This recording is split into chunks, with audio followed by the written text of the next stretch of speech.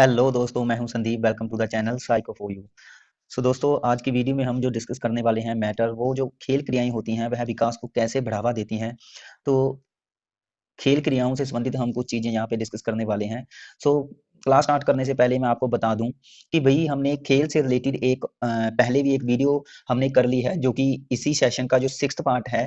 ठीक है, तो वीडियो में वहां पे आप खेल से संबंधित काफी चीजें वहां से भी आप पढ़ सकते हो। ठीक है, सो आगे जो हमारा नेक्स्ट अब टॉपिक आया है, तो यह भी खेल क्रियाओं से रिलेटेड है, लेकिन जो कि विकास को बढ़ावा देती हैं। ठीक है, तो यहाँ तक हम लगभग 1 वर्ष तक जो इन्फेंट्स होता है, जो बच्चा होता है, शिशु होता है, तो 1 वर्ष तक का जो भी उसकी डेवलपमेंट है, उसमें खेल क्रियाएं जो होती हैं, प्ले एक्टिविटी होती हैं, उसका क्या रोल रहता है, वो चीजें डिस्कस करेंगे। सो यहाँ पे आप थोड़ा देख लेते हो, यहाँ पे हम कौन कौन सी चीजें पढ़ेंगे। तो जो भी केयर गिवर रहता है, उसकी क्या, उसका मीन्स क्या एटीट्यूड होना चाहिए। ठीक है, कि बच्चों के प्रति, तो उसमें जो सेंसिटिविटी है, उसकी जो योग्यताएं हैं, कि केयर गिवर के पास क्या होना चाहिए कि बच्चों को वह उसके विकास को बढ़ावा देने के लिए जो भी उसकी प्लेज एक्टिविटी है वो करवाए। तो उसमें आत्मविश्वास, लचीलापन, ठीक है, उसमें वह एक चाइल्ड सेंटर होना चाहिए। ठीक है, और ऐसे ही जो पेरेंट्स के साथ इंटरेक्ट करता है बच्चा, उसके बारे में डिस्कस करेंगे। जो केयर गिवर रहता है, उसके क्या स्किल हैं, उसके बारे में डिस्कस करेंगे। तो बच्चों के लिए जो खेल एक्टिविटी हैं, प्ले एक्टिविटीज हैं, तो जो कि 6 महीने तक और 7 महीने से 1 वर्ष तक हम ये दोनों अलग अलग भागों में डिस्कस करेंगे। ठीक है, तो ये हमारा आज मैटर रहेगा। तो थोड़ा सा मैं और बता दूं कि जो कि इस चैप्टर को पढ़ने का हमारा मेन मोटिव यही रहेगा कि एज ए प्राइमरी टीचर होने के नाते, ठीक है, कि कैसे जब बच्चा, देखो यहाँ पे आप एक एज ए प्राइमरी टीचर काम करोगे, क्योंकि आपको पता है कि आप किस चीज के लिए प्रिपेयर हो रहे हो। ठीक है, जो एनटीटी की पोस्टें आई हैं, प्री प्राइमरी टीचर के लिए आई हैं। मीन्स बच्चा जब आंगनबाड़ी में या जो भी प्री प्राइमरी स्कूल है, वहां पे जब बच्चा एडमिट कर दिया जाता है, तो उसके बाद एज ए प्राइमरी टीचर होने के नाते मीन्स आप वहां पे बच्चे की कैसे देखभाल करते हो, क्योंकि वो सारी देखभाल एक पेरेंट्स की एब्सेंस में होगी। ठीक है, तो माता पिता की गैर मौजूदगी में बच्चों की देखभाल करनी है आपको। तो यह जरूरी है कि आपके पास बच्चों के विकास की अवस्थाओं, जो भी डेवलपमेंट से रिलेटेड स्टेजेस होती है, उसकी एक प्रॉपर जानकारी आपके पास होनी चाहिए। बच्चों की एज के साथ साथ जो भी उसमें योग्यताएं आती हैं, उसकी पूरी जानकारी आपके पास होनी चाहिए कि कैसे आपने उस सिचुएशन में बच्चों को हैंडल करना है। ठीक है, क्योंकि बच्चे जहाँ पे इतने अभी हम कह सकते हैं कि मैच्योर नहीं होते, इतने परिपक्व नहीं होते। ठीक है, क्योंकि यह जो बच्चे आपके पास आएंगे प्री प्राइमरी एजुकेशन के लिए, तो वो जस्ट एजुकेशन के लिए नहीं आ रहे हैं वहाँ पे। ठीक है, कि वहाँ पे आप उसको फॉर्मल वे से पढ़ाने लग जाएं, ऐसा कुछ भी नहीं होगा। ठीक है, वहाँ पे आपने एज ए केयर गिवर, एक तो आपने वहाँ पे अपने आप को टीचर समझना ही नहीं है। ठीक है, कहीं आप ये मान के चले जाओ कि भाई अब तो एनटीटी की जो कि पोस्टें आई थी और उसमें मेरी सिलेक्शन हो गई और मैं टीचर बन गया, है ना। तो ऐसा कुछ भी नहीं समझना। एक आपने एटीट्यूड रखना है कि भाई वहाँ वहाँ पे आप बच्चे के लिए उसकी देखभाल करने वाले हो जस्ट। ठीक है, तो देखभाल कैसे करनी है, तो उसकी देखभाल इस तरीके से करनी है ताकि वो जो उसकी फॉर्मल एजुकेशन है, फॉर्मल एजुकेशन के लिए उसको प्रिपेयर करना है आपने। ठीक है, यहाँ पे बच्चों को, तो मेन मोटिव हमारा यही रहेगा। मीन्स जो भी हम यह चैप्टर डिस्कस कर रहे हैं, ठीक है, तो जरूरी है कि आपके पास विकास की अवस्थाओं से संबंधित, उसके उम्र के साथ जो भी बच्चे की योग्यताएं आती हैं, उसकी पूरी जानकारी होनी चाहिए। ठीक है, बहुत सारी ऐसी चीजों में या बच्चों की देखभाल में कि कई बार कमी रह जाती है। तो भाई अगर बच्चा आपके पास आता है प्री प्राइमरी स्कूल में, तो कई बार पेरेंट्स से कमी रह जाती है। तो वहाँ पे आपकी आपकी यह रिस्पॉन्सिबिलिटी बनती है कि भाई कैसे बच्चों को एक मोटिवेट करना है, कैसे प्रेरणा देनी है। ठीक है, उसका समय पर जो भी उसका टीकाकरण रहता है बच्चे का, ठीक है, जहाँ उसकी जो भी एक्टिविटीज रहती हैं, उसके कैसे एक्टिविटीज को ऑर्गेनाइज करना है, ये सारा सारा मैटर आप पे डिपेंड करता है कि आपने कैसे इन चीजों को रिस्पॉन्सिबल होकर के निभाना है। ठीक है, सो ऐसा नहीं है कि एक टीचर बन गए तो उसके बाद आप बच्चों को मीन्स ऐसे जब बच्चे आपके पास आएंगे तो मीन्स बिल्कुल भी आप केयर नहीं करोगे। ठीक है, तो यहाँ पे हम वही चीजें डिस्कस करेंगे अब। तो यहाँ पे देखो, स्टार्टिंग में थोड़ा हम देख लेते हैं यहाँ से। तो यहाँ पे कह रहे हैं कि जो भी केयर गिवर रहता है, उसके पास विकास की अवस्थाओं और जो भी उम्र के साथ साथ बच्चों में उभरने वाली योग्यताओं की जानकारी होनी चाहिए। ठीक है, तो जो मैं आपको पहले ऑलरेडी बता चुका हूँ। ठीक है, उसके ही अकॉर्डिंग जो कि प्ले एक्टिविटी है वो ऑर्गेनाइज करनी पड़ेगी। कह रहे हैं कि ऐसी जानकारी लगभग जो भी उसके पेरेंट्स होते हैं, ठीक है, तथा जो भी प्री प्राइमरी स्कूल में या प्री प्राइमरी जहाँ शाला पूर्व में या शिशु गृह में जो भी कार्यकर्ता होते हैं, मीन्स जो भी एम्प्लॉयज काम करते हैं, ठीक है, दोनों के लिए यह प्रॉफिटेबल है। मीन्स आपको प्रॉपर जानकारी होनी चाहिए कि कैसे एक बच्चे को आपने वहां पे हैंडल करना है। ठीक है, तो यहाँ पे ये भी कहा गया है कि कई बार माता पिता की अनुपस्थिति में बच्चों की देखभाल मीन्स आप कर रहे हो, और उसका बच्चों तथा उनके अभिभावकों के प्रति जो भी उत्तरदायित्व जो आपका रहता है, ठीक है, वो सारा आप पे ही डिपेंड करता है। यदि घर में बच्चों की देखभाल में कुछ कमी रह गई है, तो वहाँ पे आपको उसको प्रेरणा देनी है। ठीक है, और जो भी उसका उसका टीकाकरण है, अगर प्रॉपर टाइम पे नहीं लगा है, तो वो आपने चेक करना है, वो देखना है। ठीक है, तो इस चीजों के प्रति आपने संवेदनशील होना है, रिस्पॉन्सिबल आपने अपने आप को बना करके वहां पे रखना है। ठीक है, सो ये तो था थोड़ा बहुत इंट्रोडक्शन। सो चलिए हम यहाँ से अपना टॉपिक स्टार्ट करेंगे कि जो कि बच्चे से संबंधित जो केयर गिवर रहता है उसके पास क्या एटीट्यूड होने चाहिए। ठीक है, वो हम यहाँ पे डिस्कस करेंगे कि बच्चों की उचित देखभाल करने के लिए जो एक हम हम एज ए प्राइमरी टीचर बन करके जाएंगे, तो हमारे पास क्या कुछ होना चाहिए। ठीक है, तो आप अपने को यहाँ पे पालन करता समझो। ठीक है, कि आप एक केयर गिवर हो, बच्चों की देखभाल करने वाले हो। सो कह रहे हैं जो केयर गिवर अपने आप को मीन्स सेंसिटिविटी का गुण उसमें होना चाहिए, सेल्फ कॉन्फिडेंस का गुण होना चाहिए, और फ्लेक्सिबल मीन्स उसकी जो सोचने समझने की या एक्टिविटी करवाने की जो भी उसमें योग्यता है कि बच्चों को किस तरीके की एक्टिविटी करवाए, तो वह फ्लेक्सिबल होनी चाहिए। मीन्स हर टाइम पे एक्टिविटीज को बदलने की योग्यता उसके पास होनी चाहिए कि किस टाइम पे किस तरीके की एक्टिविटी बच्चों को करवानी है। और यहाँ पे बच्चों से भी सुझाव लेने चाहिए। ऐसा नहीं है कि वह यहाँ पे इंस्ट्रक्शंस प्रोवाइड कर रहा है कि भाई ये खेल नहीं खेलना, जो मैं कह रहा हूँ वही खेल खेलना है ना, ऐसी चीजें यहाँ पे नहीं आएगी। क्योंकि अगर ऐसी चीजें आ गई तो फिर वह चीज बाल केंद्रित को प्रमोट नहीं करती। ठीक है, फिर वह चाइल्ड सेंटर में नहीं जाती, वह टीचर सेंटर में चली जाती है। ठीक है, सो हम सेंसिटिविटी की यहाँ पे बात करते हैं। सो सेंसिटिविटी का मतलब क्या है, तो बेसिकली मैं आपको मनोवृत्ति बता देता हूँ कि हमने यहाँ पे जो एक वर्ड डिस्कस किया है, यह एक तरीके का एटीट्यूड ही होता है कि केयर गिवर का जो नेचर होना चाहिए वह किस तरीके का होना चाहिए। मीन्स उसकी जो थिंकिंग है, ठीक है, तो वो किस तरीके की होनी चाहिए बच्चे के प्रति। ठीक है, तो वही हम इस टॉपिक में यहाँ पे दिया है कि मेनली जो थिंकिंग है वह संवेदनशीलता वाला उसमें गुण होना चाहिए, सेंसिटिविटी।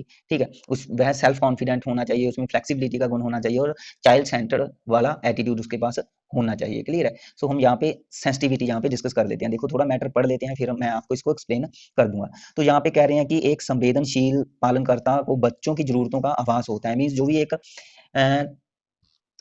सेंसिबल जो भी एक केयर गिवर रहता है, तो उसको जो भी बच्चे की नीड्स होती हैं प्रॉपर, उसको वह फील कर सकता है। वह सब यह समझता है या समझती है कि यदि एक बालिका कोई विशेष व्यवहार कर रही है तो वैसे वह ऐसा क्यों कर रही है। वह जान जाती है कि अगर बच्ची चिड़चिड़ी है या भूखी है या दर्द से परेशान है, या वह मीन्स कोई ना कोई उपेक्षित महसूस कर रही है, तो मीन्स उसे यहाँ पे ऐसा क्यों लग रहा है।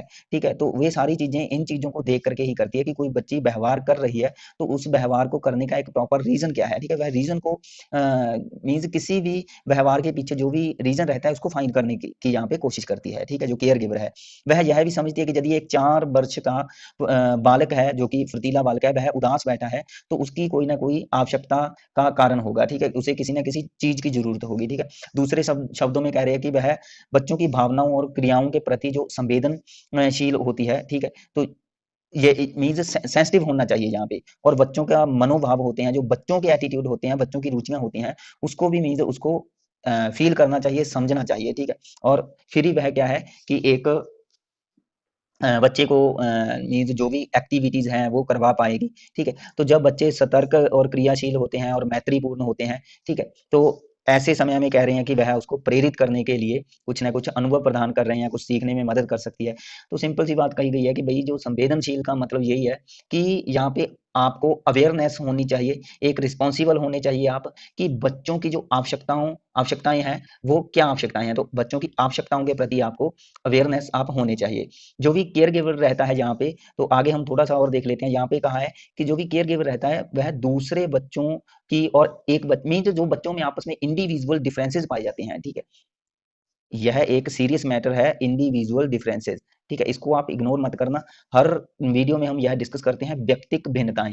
वही व्यक्तिक भिन्नताएं आपको पता है कि हर बच्चा अपनी योग्यता के अनुसार, अपनी रुचियों के अनुसार, अपनी मीन्स हर तरीके की एबिलिटी, स्किल्स हो गई, योग्यता हो गई, रुचियां हो गई, या मान लो कि एटीट्यूड हो गए, बुद्धि हो गई, उसकी मानसिक स्तर हो गया, उसका शारीरिक विकास हो गया, उसका जो भी सामाजिक संवेगात्मक विकास है, मीन्स हर फील्ड में वह दूसरे बच्चे से कुछ ना कुछ उसमें भिन्नता पाई ही जाती है। ठीक है, तो उसी को बोलते हैं इंडिविजुअल डिफरेंसेस।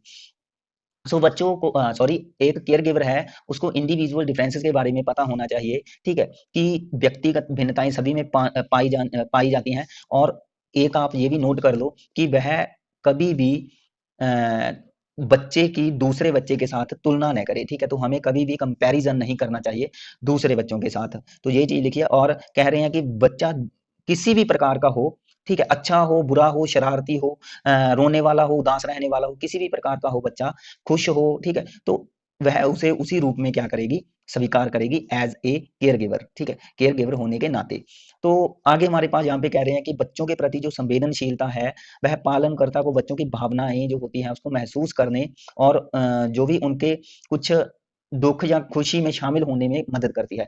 मीन्स सेंसिटिविटी यहाँ पे हम कह सकते हैं कि अगर किसी केयरगिवर के पास यह गुण है कि वह सेंसिबल है बच्चों के लिए, तो यहाँ पे जो भी बच्चों की भावनाएँ होती हैं, वह उसको क्या है, समझ सकती है, ठीक है? और दूसरे शब्दों में हम यह कह सकते हैं कि फिर वह क्या है, एक सहानुभूति जहाँ एक सिम्पैथी होती है, उसकी भावना शो कर सकती है बच्चों के साथ, ठीक है? इससे बच्चों को अच्छा फ़ील होगा, तो वह सिम्पैथी की भावना भी शो कर सकती है। उसके बाद हमारे पास कह रहे हैं कि विकास में व्यक्तिक भिन्नताओं के कारण प्रत्येक बच्चे में अलग-अलग जो कौशल है, मीन्स स्किल है या गुण है, योग्यताएँ, उसका विकास होता है। इस कारण खेल क्रियाओं को भी सही तरीके से ऑर्गेनाइज़ करना भी महत्वपूर्ण होता है, ठीक है? तो पालनकर्ता को प्रत्येक बच्चे की योग्यताओं के अनुकूल खेल क्रियाओं को संगठित करना चाहिए, ठीक है? उसमें मीन्स जो कल्पना है, दूरदर्शिता है से पालन करता प्रत्येक बच्चे की पसंद और उसकी आवश्यकता अनुसार खेल क्रियाओं को मैनेज कर सकती है, ठीक है? तो यहाँ पे जो भी केयर गिवर रहता है, तो वह बच्चों की योग्यताओं और उसके गुणों और उसके स्किल के अकॉर्डिंग ही जो भी प्ले एक्टिविटी है उसको ऑर्गेनाइज करे।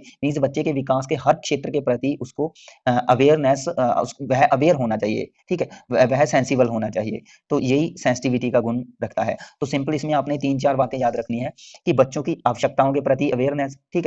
बच्चों की जो भी क्रियाएँ होती हैं, भावनाएँ होती हैं, उसके प्रति संवेदनशील होना चाहिए। जो भी केयरगिवर को इंडिविजुअल डिफरेंसेस है, उसके बारे में प्रॉपर जानकारी होनी चाहिए कि उसे पता होना चाहिए हर बच्चा हर अपने दृष्टिकोण से अलग होता है, ठीक है? वह कभी भी दूसरे के साथ उसकी तुलना न करे कि भई एक बच्चा अच्छा है और दूसरा बुरा है, तो वह कहीं यह सोचने लग जाए कि भई जो बुरा है, यह अच्छा क्यों नहीं है? तो बुरे को वह इग्नोर कर दे यहाँ पे, ठीक है? भई बुरा है तो उसको उसी तरीके से वह एक्सेप्ट करे इस चीज़ को, ठीक है?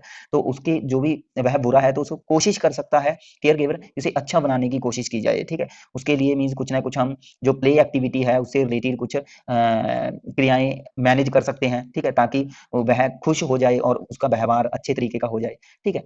तो उसको मीन्स बच्चे की भावनाओं के प्रति प्रॉपर जानकारी होनी चाहिए। बच्चों के जो दुःख-सुख हैं, ठीक है? उसको वह समझना चाहिए मीन्स एक सिम्पैथी का भाव उसमें होना चाहिए, ठीक है? तो इसके बाद हमारे पास बस जस्ट लास्ट में आपने ये याद रखना है कि भई जो भी खेल क्रियाएँ हैं, वह बच्चों के अनुसार ही मीन्स मैनेज करनी चाहिए। जो बच्चे खेल खेलना पसंद करते हैं, उसी तरीके की एक्टिविटीज़ यहाँ पे वो जो केयर गिवर रहेगा, वो अपनाएगा, ठीक है? उसके बाद है सेल्फ कॉन्फिडेंस, आत्मविश्वास। तो एक आत्मविश्वास का गुण भी इस तरीके का एटीट्यूड होना चाहिए केयर गिवर के पास। कह रहे हैं एक ऐसी पालनकर्ता की कल्पना कीजिए जिसमें आत्मविश्वास है ही नहीं, ठीक है?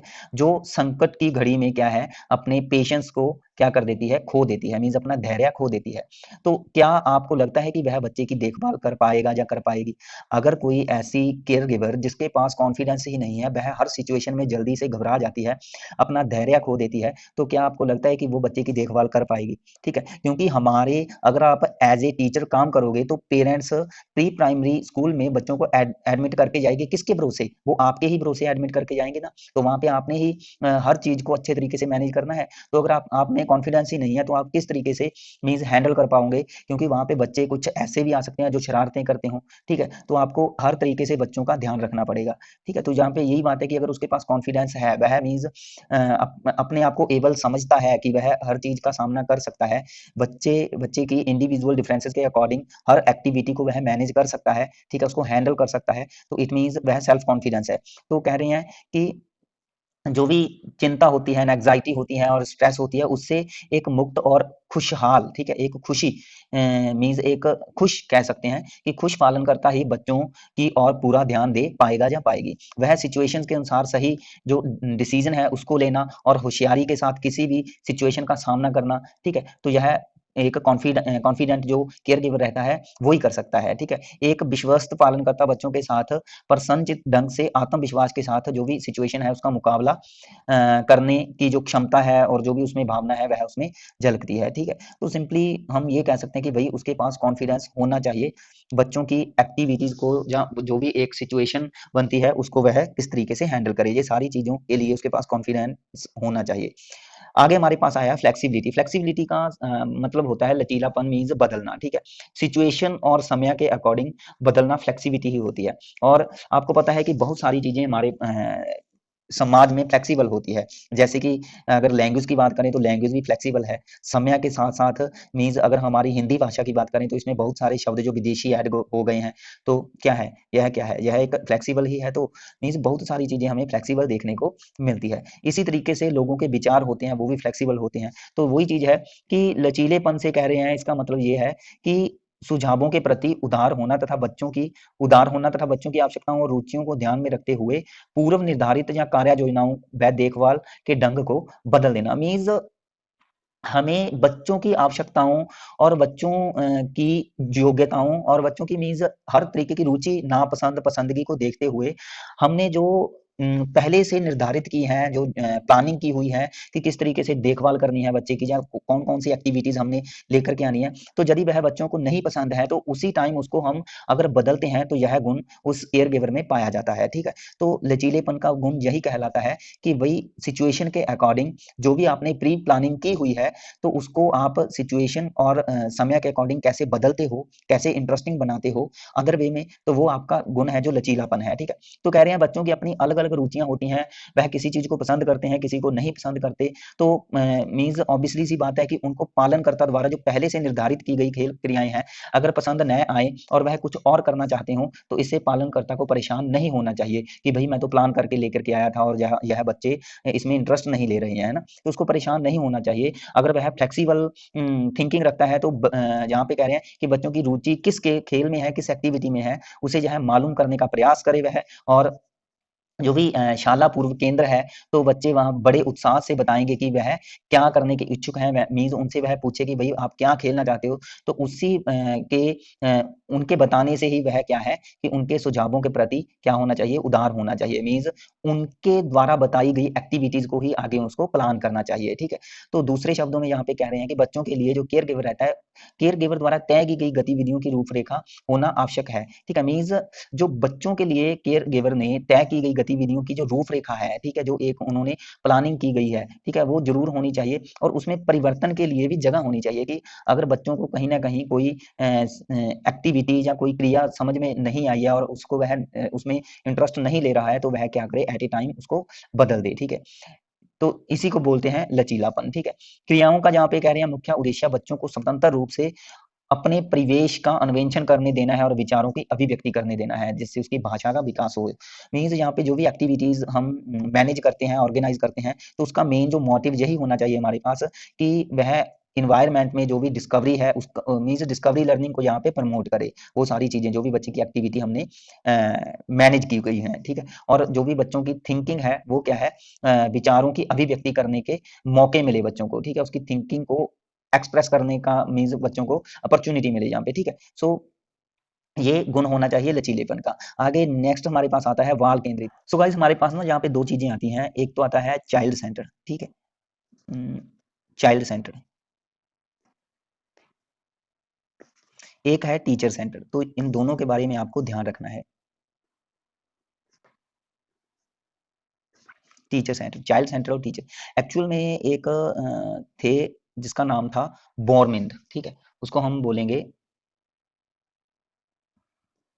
बोरमिंद। यह एक मतलब कि व्यक्ति थे, साइकोलॉजिस्ट थे। इन्होंने टीचिंग लर्निंग प्रोसेस में काफी इनका रोल था और इन्होंने एक थ्योरी दी थी जिसका नाम था पिलर थ्योरी, ठीक है, जिसका नाम था पिलर थ्योरी। सो पिलर थ्योरी में उन्होंने तीन पिलर दिए थे। एक पिलर था चाइल्ड सेंटर से रिलेटेड, दूसरा था टीचर सेंटर से रिलेटेड, और तीसरा भी मैं आपको बता देता हूँ। तीसरे को बोलते हैं परमिसिव स्टाइल। इन्होंने तीन पेरेंटिंग स्टाइल दिए थे जिसको हम पेरेंटिंग स्टाइल भी बोल सकते हैं, ठीक है। एक तो था हमारे पास अथॉरिटेरियन, एक तो था अथॉरिटेटिव, ठीक है, दूसरा था अथॉरिटेरियन, ठीक है, अथॉरिटेरियन। और हमारे पास तीसरा था परमिसिव। तो जो अथॉरिटेटिव था यह चाइल्ड सेंटर्ड एजुकेशन से रिलेटेड था, और जो अथॉरिटेरियन था यह टीचर सेंटर्ड एजुकेशन से। यह चाइल्ड सेंटर्ड एजुकेशन और यह टीचर सेंटर्ड एजुकेशन या लर्निंग, इसको चाइल्ड सेंटर्ड लर्निंग या टीचर सेंटर्ड लर्निंग भी बोल सकते हो, ठीक है।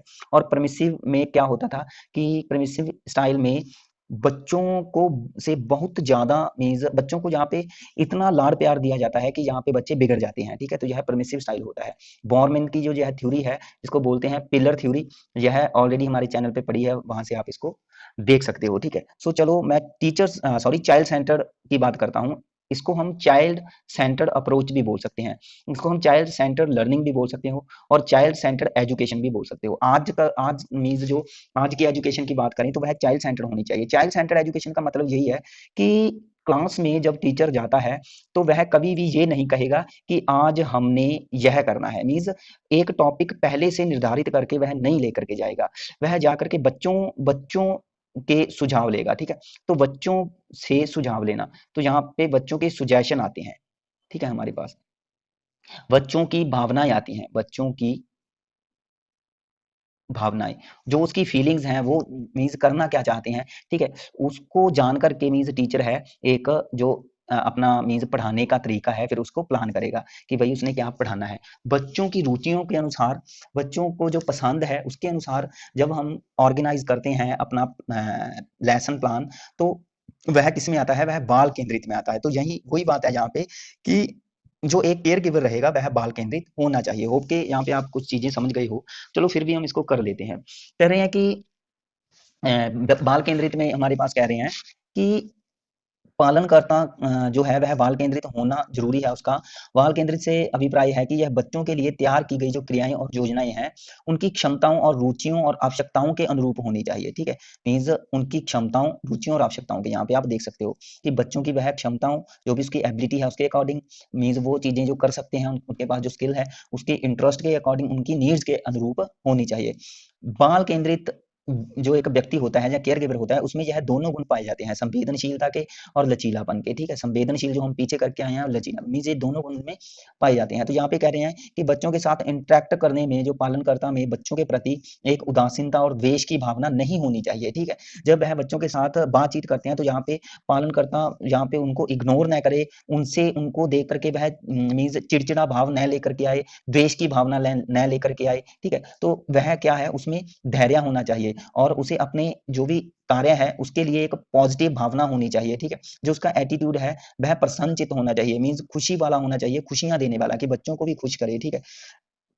तो यदि पालनकर्ता बच्चों की उपलब्धियों में खुशी महसूस करेगी तो उनकी खुशी में भागीदारी होगी, तो पालनकर्ता और बच्चों के बीच एक जो रिलेशन बनेगा वह पॉजिटिव बनेगा, ठीक है। उनके जो संबंध है वह गहरे बनेंगे और स्ट्रांगनेस आएगी उनमें, ठीक है, घनिष्ठता बनेगी, मीन्स ज्यादा लगाव बनेगा। बच्चों के साथ आदरपूर्ण व्यवहार करने से बच्चे तनाव मुक्त रहेंगे, उनमें आत्मविश्वास पैदा होगा और वे अपने महत्व को वहां पे समझेंगे, ठीक है। तो यहाँ पे केयर गिवर जो होनी चाहिए वह कभी भी बच्चों से जेलसी फील ना करे, द्वेष की भावना न रखे, बच्चों से चिड़े न, ठीक है, कहीं परेशान न हो जाए, क्योंकि भाई आपने बच्चों को कैसे बच्चों के अनुसार ही जो एक्टिविटी कर रहे हैं उसके अनुसार ही उनकी एक्टिविटी को आगे मैनेज करना है, ठीक है। ऐसा नहीं है कि आप अपने अनुसार उनको एक्टिविटी करवा रहे हैं, ठीक है। आपने अपने अनुसार नहीं बच्चों को एक्टिविटी करवाना।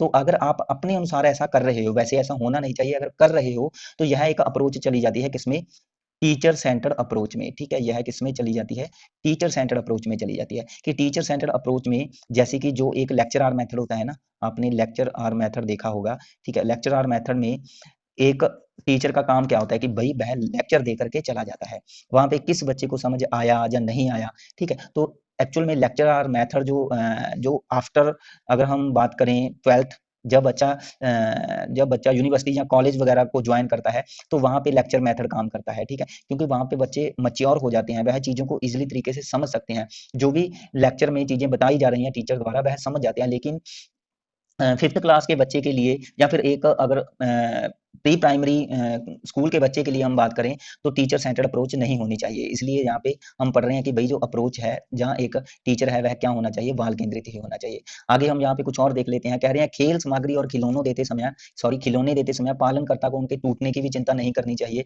ठीक है, कई बार ऐसा होता है कि माता पिता बच्चों के लिए कीमती खिलौने तो खरीद कर दे देते हैं, परंतु बच्चों को उनसे खेलना तो क्या, उन्हें छूने भी नहीं देते। तो वही फिर बेहतर होगा कि उनको सस्ते खिलौने दें कि अगर वह टूट भी जाए, ताकि आपको कोई ना मीन्स आपको कहीं ना कहीं कोई ज्यादा नुकसान ना हो आपका, ठीक है, पैसे का।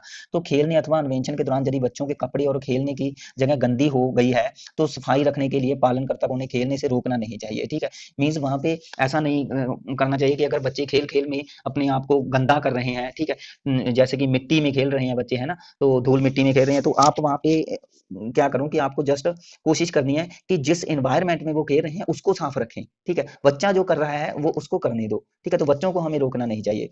दूसरे शब्दों में यहाँ पे कह रहे हैं कि अगर बच्चे को साफ रखने की का मूल्य उनकी इन्वेंशन की इच्छा को दबाना हो तो वह अवांछनीय है। मीन सिंपली अगर वहां पे अगर बच्चे को आप रोक रहे हो, यहाँ पे तो वैसे लिखा है नहीं रोकना चाहिए, अगर यदि आप रोक रहे हो तो वहां पे हम यह कह सकते हैं कि जो भी उसमें खोज करने की जो भावना है वो कहीं ना कहीं दब करके रह जाएगी, तो यह अवांछनीय होगी, मीन अनवांटेड होगी यह। ठीक है, सो इसलिए कहा है कि भाई जो भी वह एक्टिविटी कर रहा है, ठीक है, उसको करते रहना चाहिए। आपने जस्ट वहां पे बच्चे का ध्यान रखना है। ठीक है, और एक्टिविटीज उसी तरीके की मैनेज करनी है जो बच्चों के जो बच्चों के योग्यता के अनुसार हो, जहाँ उसको पसंद आए, जहाँ उसकी आवश्यकताओं के अनुसार हो। ठीक है, ये चाइल्ड सेंटर में आती हैं ये चीजें। तो गाइस आगे हमारे पास आता है टॉपिक माता पिता के साथ अंतक्रिया। मीन्स यहाँ पे अब माता पिता के साथ अंतक्रिया का क्या मतलब है कि जो कि एक केयर गिवर रहता है, जो कि जहाँ प्री प्राइमरी एक टीचर है, ठीक है, जो भी शाला पूर्व केंद्र का जो कार्यकर्ता रहता है, तो उसका मीन्स अब यह बनता है कि वह माता पिता के साथ भी, बच्चों के माता पिता के साथ एक संपर्क बनाए रखे, उनके साथ कॉन्टेक्ट रखे। ठीक है, यदि अभिभावकों मीन्स पेरेंट्स और जो भी एम्प्लॉयज होते हैं, जहाँ पे प्री प्राइमरी टीचर मान के चलिए, जहाँ केयर गिवर मान लो, तो वो होते हैं, तो अगर उनका आपस में एक अच्छा कम्युनिकेशन रहेगा, बातचीत चलती रहेगी आपस में, तो वह सामूहिक रूप से मीन्स दोनों इकट्ठे मिलकर के फिर क्या करेंगे कि बच्चों के लाभ के लिए वह कार्य कर सकते हैं। ठीक है, वह माता पिता से यह जानकर कि बच्चे घर पर किस किस तरीके का व्यवहार करते हैं, ठीक है, तो यहाँ पे जो केयर गिवर रहता है वह बच्चों को अधिक अच्छी तरीके से समझ सकते हैं। ठीक है, वह माता पिता से बातचीत करके उसके व्यवहारों को जान सकते हैं, ताकि वह किन चीजों में इंटरेस्ट रखता है, कौन कौन सी आवश्यकताएं हैं उनकी, है ना, कौन कौन से उनमें कुछ बच्चों में जैसे कि कुछ शरारतें करते हैं बच्चे, है ना, तो वो भी चीजें पूछ सकते हैं, या बच्चों में कुछ ना कुछ विकार भी हो सकते हैं तो वो भी पूछे जा सकते हैं। ठीक है, बच्चे का जो व्यक्तित्व है, पर्सनैलिटी है, वो किस तरीके की है, वह इंट्रोवर्टेड है या वह एक्सोवर्टेड है ना, तो उसकी पर्सनैलिटी के बारे में teacher, pre primary teacher parents के साथ बातचीत करके पता लगा सकता है और आगे उसी तरीके की जो क्रियाएं हैं वो मैनेज कर सकता है। ठीक है, सो माता पिता के साथ यहाँ पे अच्छे संबंध होने चाहिए, यही कहा है। ठीक, आगे कह रहे हैं केंद्र में काम करने वाले अन्य सदस्यों के साथ भी जो कार्य करता है उसको मैत्रीपूर्ण संबंध बनाने चाहिए। मीन्स अगर आपकी किसी प्री प्राइमरी स्कूल में आपकी ज्वाइनिंग हो गई है तो वहाँ पे जो अदर स्टाफ रहेगा उसके साथ भी आपका जो रिलेशन है वह फ्रेंडली होना चाहिए। ठीक है, क्योंकि अगर आप में ही जो फ्रेंडली रिलेशन नहीं है तो कहीं ना कहीं उसका असर है वो बच्चों पर भी पड़ेगा और बच्चे वहाँ पे परेशान हो सकते हैं। ठीक है, आगे कह रहे हैं पालनकर्ता के कौशल स्किल होने चाहिए उसके पास। तो कह रहे हैं उचित मनोवृत्ति के साथ, तो हमने एटीट्यूड तो पढ़ ही लिया था पीछे, जिसमें एटीट्यूड में हमने सेंसिटिविटी पढ़ा था कि उसमें सेंसिटिविटी का गुण होना चाहिए, उसमें सेल्फ कॉन्फिडेंस होना चाहिए एक केयर गिवर में, है ना, चाइल्ड सेंटर होना चाहिए हो, तो ऐसा कुछ तो हमने पढ़ लिया था। लेकिन आगे इसके साथ साथ कह रहे हैं कि उसमें कुछ स्किल भी होनी चाहिए, उसमें योग्यताएं और कौन कौन सी होनी चाहिए। तो यहाँ पे कह रहे हैं कि शिशु गृह में पालनकर्ता द्वारा जो किए जाने वाले कुछ कार्य होते हैं तो उसका यह शेड्यूल दिया गया है कि क्या क्या कार्य वह कर सकता है, तो इसका आप स्क्रीनशॉट ले सकते हो। वैसे मैं यहाँ पे पढ़ दूंगा कि कार्य क्या है, वातावरण को सुरक्षित व स्वास्थ्य रखना। ठीक है, तो यहाँ पे आप मीन्स जो एक जगह है जहाँ पे आप प्री प्राइमरी टीचर के रूप में काम कर रहे हो, तो वहाँ का जो वातावरण है, ठीक है, उसको आपको सुरक्षित करने का कार्य आपको पता होना चाहिए। इसमें आपको कौन कौन सी नॉलेज होनी चाहिए कि कैसे हम सुरक्षित रख सकते हैं वातावरण को। इसमें प्राथमिक चिकित्सा आती है, उसका पता होना चाहिए, भोजन एवं जल का कैसे संरक्षण करना है उसका पता होना चाहिए, और स्वास्थ्य विज्ञान के जो मूल नियम होते हैं उसका पता होना चाहिए। कौशल में आपके पास कौन कौन से स्किल होने चाहिए, जो पर्यावरण को असुरक्षित करने वाली वस्तुएं होती हैं, जैसे प्लास्टिक हो गया, कचरा हो गया, उसका कैसे निवारण करना है। ठीक है, वो जो सामग्री होती है उसका आपको मीन्स प्रॉपर तरीके से निवारण करना, कैसे उसको मैनेज करना है, ठीक है? तो उसका पता होना चाहिए। जो तेज धार वाली चीजें होती हैं उसको बच्चों से दूर रखना है ना? बच्चों की क्रियाओं के लिए जो सुरक्षित एक जगह है उसको ऑर्गेनाइज करना है। बच्चों तथा भोजन तथा जल का कैसे प्रयोग करना है, सफाई का ध्यान रखना है, ये आपको पता होना चाहिए। बच्चों की शारीरिक देखभाल के बारे में आपको क्या है, उसमें ये कह रहे हैं कि विभिन्न आयु वर्गों के बच्चों की जो स्वास्थ्य संबंधी और पोषण संबंधी जरूरतें होती हैं, ठीक है? उसको कब नहलाना चाहिए, कब मीन्स कपड़े पहनाना है। स्तनपान और पूरक आहार के बारे में उसको जानकारी होनी चाहिए कि बच्चों की जो भी व्यक्तिगत आवश्यकताओं के अनुरूप कैसे उसको बॉटल से दूध पिलाना है, ठीक है? स्तनपान कराना है, पेरेंट्स से बात करनी है कि भाई अब इसको दूध पिलाना है बच्चे को, है ना? तो नहलाने धुलाने और शौच संबंधी कह रहे हैं, सफाई है जो, तो शिशु के लिए आहार बनाना कह रहे हैं, स्तनपान कराना, वृद्धि संबंधी चार्ट के आधार पर बच्चों की वृद्धि तय करना, यह कौशल में आता है, यह ज्ञान है, ठीक है? मीन्स इसकी यह नॉलेज होनी चाहिए। सोने जागने के समय के बारे में पता होना चाहिए, कपड़ों से संबंधित जानकारी होनी चाहिए, और स्किल क्या क्या होनी चाहिए, सफाई और शौच संबंधी जरूरतों का पता होना चाहिए। बीमारी और अलग पोषित जो बच्चे होते हैं उसकी पहचान उसको होनी चाहिए। अतिसार क्या होता है, बुखार क्या है, ठीक है? इसकी देखभाल मीन्स बुखार में बच्चों की कैसे देखभाल की जाती है, इसकी नॉलेज होनी चाहिए, ठीक है? बच्चों के लिए जो समुचित आहार है उसका मीन्स उसके बारे में पता होना चाहिए। टीकाकरण है जो उसका पता होना चाहिए, ठीक है? बच्चों की प्रेरणा व भावात्मक आवश्यकताओं को पूरा करने के लिए उसके पास कह रहे हैं जो भी एक वृद्धि है और विकास है उसके सिद्धांतों के बारे में, उसके मानकों के बारे में, उसके जो भी क्षेत्र रहते हैं, डिमेंशंस रहते हैं, उसका आपको पता होना चाहिए। कैसे माता-पिता को का मार्गदर्शन करना है बच्चों की देखभाल के लिए, ठीक है? उसका पता होना चाहिए। इसमें कौशल कौन-कौन से होने चाहिए बच्चों की ज़रूरतों को पूरा करने के लिए, कैसे डेली शेड्यूल निर्धारित करना है, उसका पता होना चाहिए। बच्चों की क्रियाएँ, सामाजिक, भावात्मक, भाषा संबंधी ज्ञान, ज्ञानात्मक विकास के लिए कह रहे हैं क्रियाओं का आयोजन करना, जो कुछ कार्यक्रम करवाना ताकि बच्चों में भाषा का विकास हो, बोलने का विकास हो, बच्चों में कॉन्फिडेंस आए, ठीक है? और जैसे कि रिकॉर्ड बनाना में कह रहे हैं कि भई आपको कैसे जो भी बच्चे एडमिट होकर के में जो भी बच्चे एडमिट होते हैं तो उसका क्या रिकॉर्ड रखना है, तो वह उसका मीन्स आपको पता होना चाहिए कि कैसे उनको हम एक मौजूदगी का समय होता है, तो भई बच्चे आते हैं स्कूल में सॉरी प्री प्राइमरी स्कूल में या नहीं आते, तो इसका एक रिकॉर्ड तैयार रखें। स्वास्थ्य संबंधी जो भी रिकॉर्ड है वो होना चाहिए इसमें। तो उपस्थिति का रिकॉर्ड होना चाहिए स्वास्थ्य व टीकाकरण का कि भई उसे कब किस टाइम पे किस बीमारी से रिलेटेड टीका लगा है, जैसे कि हमने पीछे पढ़ा था बीसीजी का टीका, है ना? बीडीटी का टीका और खसरे का टीका, पोलियो की बूंदें, पोलियो की खुराक वगैरह जो हमने पीछे डिस्कस किया था शेड्यूल में, ठीक है? तो इनका पता होना चाहिए। नेक्स्ट हमारे पास जो टॉपिक आता है शिशु शिशुओं के लिए खेल क्रियाएँ मीन्स जो भी इन्फेंट्स होता है, बेबी रहता है, ठीक है? उसकी जो प्ले एक्टिविटी है उसको हम डिस्कस करेंगे। सो खेल क्रियाओं का वर्णन करने से पहले कह रहे हैं कि बच्चों के लिए खेल सामग्री का चुनाव किस आधार पर किया जाना चाहिए, तो यह आवश्यक नहीं है कि खिलौने ही बच्चों के पास होने चाहिए और महंगे खिलौने होने चाहिए। खेल खेलने के लिए बच्चों के पास कोई भी वहाँ पे जो एक वस्तु है वह अवेलेबल हो सकती है, जैसे कि बोतलों के ढक्कन हो गया, डिब्बे हो गए, पेड़ों की टहनियाँ हो गया, सिप्पियाँ हो गई, कह रहे हैं तिनके, कागज के टुकड़े, जो भी वस्तुएँ आमतौर पर बेकार समझी जाती हैं, बच्चों को उतनी ही वह इंटरेस्टिंग लगती हैं। घर में आसानी से ऐसी चीज़ें अवेलेबल हो जाती हैं। सुंदर-सुंदर खिलौने हम उन चीज़ों से बना सकते हैं, जैसे कि गुड़िया हो गया, झुनझुने, मुखौटे, कठपुतलियाँ, थोड़ी-सी मेहनत करके ही हम घर पर बना सकते हैं, ठीक है? तो यहाँ पे आप कुछ ये खेल सामग्री देख सकते हो, जो भी सारी चीज़ें हैं, जो है बच्चों के लिए खेल सामग्री हो सकती है, ठीक है? जो भी प्ले मटेरियल है वो यहाँ पे हम देख सकते हैं, ठीक है? ये उसके बाद देखो हमारे पास कह रहे हैं, यह ज़रूरी है कि खेल एक्टिविटी जो भी खेल सामग्री है वह बच्चों की उम्र के अनुरूप होनी चाहिए, ठीक है? मीन्स जो भी हम वस्तुएँ यहाँ पे बच्चों को खेलने के लिए देते हैं वह उसकी उम्र के अनुसार होनी चाहिए, ठीक है? उदाहरण के लिए कह रहे हैं बोतलों के विभिन्न रंगों के ढक्कन जहाँ एक और शुरू में 1 वर्ष के बच्चों के लिए उठाने, पकड़ने और खेलने के काम आ सकते हैं, लेकिन 4 वर्ष की बालिका इनको रंग और आकार के आधार पर अलग-अलग समूहों में लगाएगी। हालाँकि यहाँ पे अगर देखो विभिन्न बोतलों के जो ढक्कन है अलग-अलग रंगों के, कोई लाल रंग का है, कोई ब्लू रंग का है ना? तो अगर 4 वर्ष की बालिका की बात करें, तो वह उनको रंगों के आधार पर बाँट देगी, उसको अलग-अलग समूहों में लगा सकती है। लेकिन अगर 1 वर्ष के बच्चे की बात करें, तो वह इसको उठा सकता है, पकड़ सकता है, फेंक सकता है, उठा सकता है, पकड़ सकता है, फेंक सकता है ना? ऐसी एक्टिविटी कर सकता है। तो इट मीन्स वह उनके अपने ऐज के अनुसार, अपनी उम्र के अनुसार, अपनी समझ के अनुसार वह एक्टिविटी कर रहे हैं। लकड़ी के गुटके कह रहे हैं ऐसे बच्चे घर, इमारत या रेलगाड़ी बना कर के खेल सकते हैं। इन गुटकों का इस्तेमाल वह आकार, रंग, नाप, अंकों के बारे में ज्ञान देने के लिए भी किया जा सकता है। मोती, पत्थर, रस्सी, पहिए, गेंद आदि इस तरीके की जो कि सामग्री है, जो बच्चों के लिए खेलने में काम आ सकती है, ठीक है?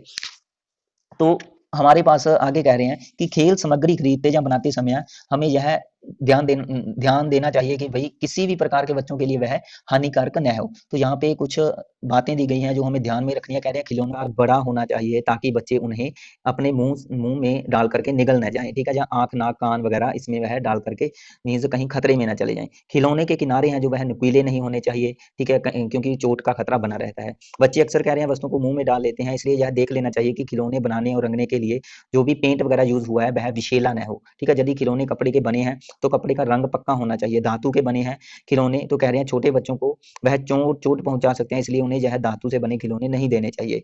खिलौने आसानी से टूटने वाले नहीं होने चाहिए, वे इतने मजबूत हों कि पटकने चबाने अथवा दबाने से टूटे ना, ठीक है। तो यह आपको ध्यान देना पड़ेगा। उसके बाद कह रहे हैं कि खेल क्रियाओं का क्रम सरल से कठिन की ओर होता है, ये आप अपनी कॉपी पे नोट कर सकते हो इस बात को, ठीक है। जो खेल क्रियाओं का एक क्रम है, जो सीक्वेंस चलती है, वह सरल से कठिन मीन्स पहले बच्चे सरल खेल खेलते हैं, फिर धीरे धीरे उनके खेल का जो एक लेवल है वो कठिन होता जाता है, ठीक है। पहले वर्ष के को 2 आयु वर्गों में विभाजित किया गया है, मीन्स जन्म से लेकर के 1 वर्ष तक अगर हम बात करें, जन्म से लेकर के, ठीक है, 1 वर्ष तक बच्चों को 2 भागों में डिवाइड किया गया है, ठीक है। तो वो हम देख लेते हैं। यहाँ पे 2 भाग कौन-कौन से हैं? देखो हमारे पास एक तो आता है 6 माह तक के शिशुओं के लिए, मीन्स 1 वर्ष से लेकर के 6 माह तक, तो इसको हम यहाँ पे देख लेते हैं। तो हमारे पास यहाँ पे कह रहे हैं कि जो पहला वर्ष होता है बच्चों बच्चों के लिए, उसमें विकास बहुत तेजी से होता है और लोगों के बीच रह करके, उनको देख करके, उनकी बातें सुन करके, अंतःक्रिया करके मीन्स बहुत कुछ बच्चे सीख जाते हैं। और इस अवस्था में जो खेल क्रियाएं हैं वो ऐसी होनी चाहिए जिससे उनकी ज्ञान इंद्रियों का विकास हो। तो यहाँ पे हमारे पास कह रहे हैं पहले 1-2 महीने में बच्चों का खिलौना और खेल, बच्चों को खिलौने की और खेल की आवश्यकता ही नहीं होती है। यह 1-2 महीने की बात की गई है कि 1 और 2 महीने की अगर बात करें तो बच्चों को जरूरत नहीं होती खिलौनों की। वह कह रहे हैं 1 या 2 महीने के अंत तक वे उपेक्षाकृत कह रहे हैं पहले से अधिक समय के लिए जागते हैं, और जब वह 2 महीने के हो जाते हैं तो वह अब बहुत ज़्यादा सोते नहीं है, ठीक है। मीन्स 1 या 2 महीने की अगर बात करें तो तब तक बच्चे बहुत ज़्यादा सोते हैं, लेकिन 2 महीने के बाद अगर बात करें तो बच्चे ज़्यादा सोते नहीं हैं, वह एक्टिव रहते हैं। तो अब उनके साथ हम कुछ ना कुछ खेल क्रियाएँ कर सकते हैं। कह रहे हैं कि आपको पता है कि जो बच्चे हैं वह ध्वनि के स्रोत को पहचान लेते हैं, ठीक है। सो हमें अब यहाँ पे उसको इस तरीके का मीन्स खेल खेलेंगे जहाँ पे उसको ध्वनियों की पहचान हो जाए, इससे उसकी जो ज्ञानेंद्रियां है वो भी विकसित होगी। तो कह रहे हैं किसी चम्मच से, चाबी से, झुनझुने से या चिड़ियों की आवाज करके, ताली बजा करके हम शिशु का ध्यान अपनी ओर अट्रैक्ट कर सकते हैं। ऐसा करने पर ध्वनि की दिशा की ओर वह देखेंगे या मुड़ेंगे और ध्यान देंगे। फिर आप दूसरी जगह पर जाकर के ऐसी चीजें, ऐसी आवाजें निकाल सकते हैं, तो जो बच्चा होगा वह दूसरी ओर मुड़ेगा। तो इस तरीके से कहीं न कहीं मीन्स उसका जो भी शारीरिक विकास है वो भी हो रहा है, और शिशुओं के सामने कोई वस्तु अगर धीरे-धीरे हिलाएँगे तो वह उसकी ओर ध्यान देगा। तो इन खेल क्रियाओं से जो बच्चा है उसको आनंद मिलेगा, वे मुस्कुराएँगे और ध्वनियाँ निकाल कर के क्या है रिस्पॉन्स भी देंगे, और इससे उनकी ज्ञानेंद्रियों का विकास होगा, ठीक है। उसके बाद कह रहे हैं कि बच्चा शुरू के महीनों के में खिलौने शिशु से लगभग 1 फुट की दूरी पर ही रखे होने चाहिए, क्योंकि इस दूरी पर रखी वस्तुएँ उन्हें स्पष्ट दिखाई देती हैं, ठीक है। तो लगभग 1 फुट तक होना चाहिए, हमने पढ़ा था ना पीछे 8 से 12 इंच तक, ठीक है, जो डिस्टेंस है वो खिलौनों में होना चाहिए, ठीक है। इस उम्र में ये कह रहे हैं कि पालने पर खिलौने शिशु के ठीक ऊपर नहीं टांगने चाहिए, क्योंकि अभी वे अपने सिर को मध्य रेखा पर स्थिर नहीं कर सकते। तो पीठ के बल लेटे हुए शिशु अधिकांश समय अपनी दाईं और बाईं ओर नहीं देखते, दाईं ओर और बाईं ओर नहीं देखते, ठीक है, न कि सीधे ऊपर। इसलिए पालने पर खिलौने दाईं या बाईं ओर नहीं लटकाने चाहिए। तो यह एक सिचुएशन दी गई है कि भई खिलौनों को लटकाते समय जो भी बच्चे का पालना होता है ना, जिस पालने में मीन्स बच्चा है, तो वहाँ पे जो भी हम खिलौने लटकाते हैं, जैसे यहाँ पे एक बच्चा यह है, ठीक है, तो जो भी हमने खिलौने लटकाए हैं, तो उसके ना तो बिल्कुल सिर के ऊपर होने चाहिए, ना ही वो दाईं साइड होने चाहिए, ना ही उसके राइट साइड होने चाहिए, ठीक है, खिलौने। और उसके मीन्स हम फिर काम यहाँ पे हो सकते हैं उसके, ठीक है, जो भी उसका कह सकते हैं हम टमी है, तो टमी के बिल्कुल ऊपर, ठीक है, उसके खिलौने होने चाहिए कि उसकी जो तिरछी नजर है वो खिलौनों पर पड़ जाए, ठीक है, बच्चे की। सो आपने देखा है कि कह रहे हैं कि 3 महीने की एक बच्ची अपने आस-पास पड़ी वस्तुओं को पकड़ने के लिए हाथ बढ़ाती है। जो एक तकिया होता है, बाई की कमीज होती है, माँ के बाल है, जो भी उसके हाथ में आता है, उसे वह पकड़ लेते हैं, ठीक है। पालने से कह रहे हैं जो भी उसका झूला होता है, उससे लटक रहे खिलौनों की ओर भी वह हाथ बढ़ाते हैं। कभी-कभी पकड़ कर उन्हें ज़ोर से खींच भी लेते हैं। तो कह रहे हैं खिलौने बच्चों की पहुँच में होने चाहिए और किसी मजबूत चीज़ से बंधे होने चाहिए, ताकि वह मीन्स खिलौना निकल ना जाए, या जिस धागे से आपने उसको बाँध रखा है वह टूट ना जाए, ठीक है। इसलिए और खिलौने सख्त सामग्री के भी नहीं होने चाहिए, ताकि बच्चे को चोट न लग जाए। इस प्रकार कह रहे हैं खिलौनों को खींचने और पकड़ने के प्रयास में बच्चों के हाथों और आँखों का तालमेल बनता है, मीन्स उनका आई हैंड कोऑर्डिनेशन, ठीक ठीक है, जिसको हम बोलते हैं आई हैंड कोऑर्डिनेशन स्टेबलाइज्ड होता है उनका। आँखों और हाथों में जो तालमेल बनता है उसको आई हैंड कोऑर्डिनेशन बोलते हैं। तो इस प्रकार कह रहे हैं तालमेल में सुधार आता है और इस उम्र तक शिशु अपने सिर को सँभालना सीख जाते हैं। उसके बाद हम बात करते हैं 4 महीने की उम्र की, ठीक है? तो कह रहे हैं इसके आस-पास जो बच्चे हैं वह करवट लेना लगभग लेने लग जाते हैं। खिलौनों को पकड़ने की कोशिश करते हैं और इस उम्र में शिशु गुदगुदी करने पर किलकारियाँ भी भरते हैं और खेल में न केवल शिशु को ही बल्कि पालनकर्ता को भी इसमें आनंद आता है। कह रहे हैं लगभग 5 महीना महीना के होने पर शिशु है जो अपने हाथ-पैर मारने लग जाते हैं और अपनी टाँगों की मांसपेशियों में उनके और बल आ जाता है, ठीक है? उनकी मांसपेशियाँ मसल्स हैं जो वो स्ट्रॉन्ग हो जाती हैं। उनकी दोनों टाँगों को इकट्ठा पकड़ लें और उन्हें टाँग हिलाने न दें तो शिशु ज़ोर से टाँग हिलाकर उन्हें क्या है कि छुड़ाने की कोशिश करेगा यहाँ पे। तो उनके पाँव के पास एक नरम खिलौना रख दें, जब भी उसका पैर उससे टकराएगा तो वह बार-बार खिलौने को पैर मारेगा। मीन्स इससे उनकी जो शारीरिक विकास है वो भी क्या है उसका हो रहा है और यह जो एक्टिविटी है वह उसके लिए खेल बन जाएगी और 5वें छठे महीने के दौरान जो शिशु है शिशु पीठ से पेट के बल क्या है करवट आसानी से बदल लेते हैं। ठीक है? सो गाइस आगे कह रहे हैं हमारे पास जो भी बच्चा है उसको अन्य लोगों के पास रहने का अवसर दीजिए ताकि वह अन्य उन्हें देख सके और उनको सुन सके। मीन्स शिशु के साथ ज़्यादा से ज़्यादा जो समय बिताएँगे, बातें कीजिएगा और खेलिएगा, ठीक है? और कह रहे हैं गुनगुनाइएगा और हँसिएगा। तो इससे मीन्स उनको जो भी बातें करते समय, गुनगुनाते समय, ठीक है?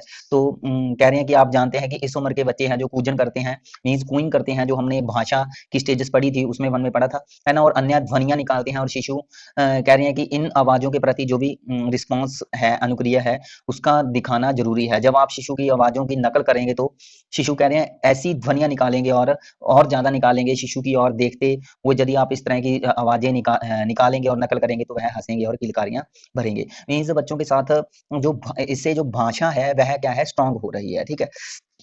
आगे हमारे पास कह रहे हैं कि 6 महीने की अगर बच्चे के आस-पास की वस्तुओं में दिलचस्पी दिखाते हैं, तो उनको ऐसी वस्तुएँ दें जिन्हें वे पिचका सकते हैं, उठा सकते हैं, दबा सकते हैं, आसानी से पकड़ सकते हैं, ठीक है? तो इस तरह वस्तुओं से वह खेलते हुए भी अपने पैरों, मुँह, शरीर से उनकी जाँच-परख कर सकते हैं, ठीक है? 6 महीने के आस-पास कह रहे हैं बच्चे सहारा लेकर के बैठ सकते हैं और अपने आप को बैलेंस कर सकते हैं। तो इस टाइम पे हम क्या कर सकते हैं कि कई तरह की खेल क्रियाएँ हैं वो आयोजित कर सकते हैं। एक आम खेल जो माता-पिता शिशु के साथ खेलते हैं, वह उसे घुटनों पर बैठा करके जैसे कि झुलाना या कुर्सी पर बैठ करके आप बच्चे को अपने पैरों पर बिठा करके झूला बना सकते हो और उसको झुला सकते हो, ठीक है? तो इससे क्या है बच्चे को मज़ा आएगा, उसको आनंद आएगा।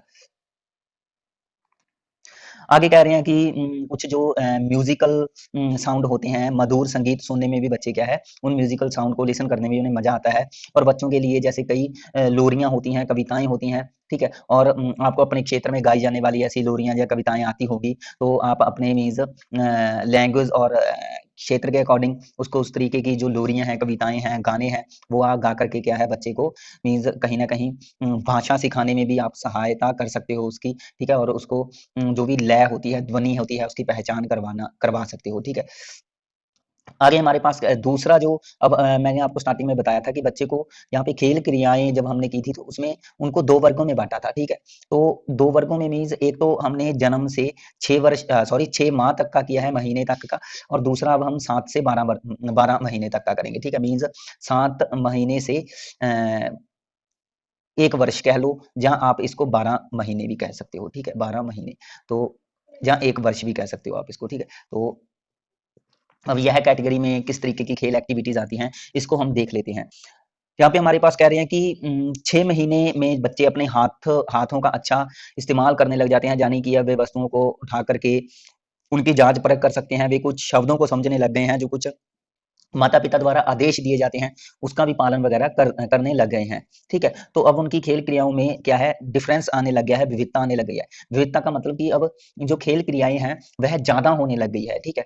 बहुत सारी खेल क्रियाएँ यहाँ पे बच्चे अब करते हैं। तो कह रहे हैं कि 6 महीने का बच्चा बिना सहारे के बैठ सकते हैं, माँ उसके प्रति अब अधिक आश्वस्त होती है और अपना काम करते समय उसे अकेला खेलने दे सकती है, ठीक है। बीच-बीच में वह बच्चे को देखती भी रहती है और ऐसा करते समय उससे बात भी करती रहती है, ठीक है। मीन्स 6 महीने बच्चे की बात करें तो वह बैठ सकते हैं, तो जब वह बैठने लग जाता है तो एक जो माँ होती है वह क्या है कि बच्चे को बैठा करके वह अपना काम वगैरह कर सकती है, लेकिन रिस्पॉन्सिबिलिटी यहाँ पर यह रहती है कि माता को थोड़ा बहुत ध्यान भी देना चाहिए और बच्चे से बीच-बीच में बातें भी करती रहनी चाहिए, ठीक है। सो शिशु को खिलौनों से खेलने के अवसर दीजिए। वे खिलौने की जो वे खिलौने जो आवाज़ें करते हैं, ठीक है, उन्हें ज़्यादा पसंद आते हैं।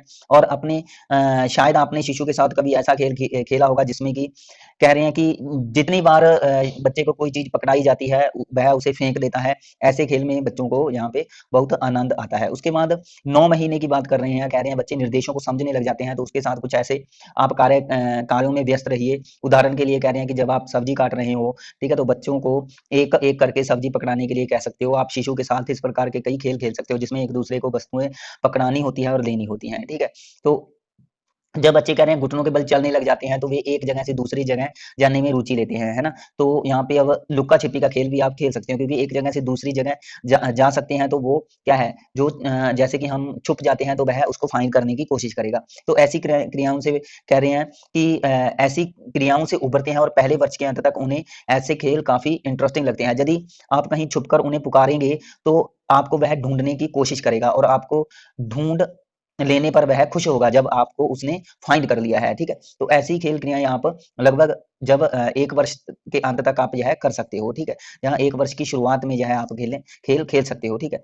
उसके बाद कह रहे हैं कि 9 महीने के आसपास जो बच्चे हैं किसी वस्तु का सहारा लेकर खड़े हो जाते हैं। सो होने में उनकी सहायता कीजिए, कुछ कदम चलने के लिए उन्हें मोटिवेट कीजिए। जैसा कि आप जानते हैं कि इस समय शिशु क्या है वह बलालाप मीन्स बैबलिंग भी करने लग जाता है, ठीक है। तो ये भी हमने किसमें पढ़ा था, ये भी एक लैंग्वेज की स्टेज है बलालाप। तो कह रहे हैं अगर आप उनकी आवाज़ों की नकल करेंगे तो फिर वही ध्वनियाँ निकालेंगे और उत्साह से वह इस खेल में काफ़ी देर तक इंटरेस्ट रखेगा, खेलता रहेगा, ठीक है। सो आगे कह रहे हैं कि खेल सामग्री ऐसी होनी चाहिए जो आसानी से टूटे न, जो शिशु को उसको चोट न पहुँचाए। तो यहाँ पे कह रहे हैं कि जो कपड़े हैं, रबड़ या लकड़ी के बने खिलौने हैं, वह बच्चों के लिए अक्सर सुरक्षित होते हैं।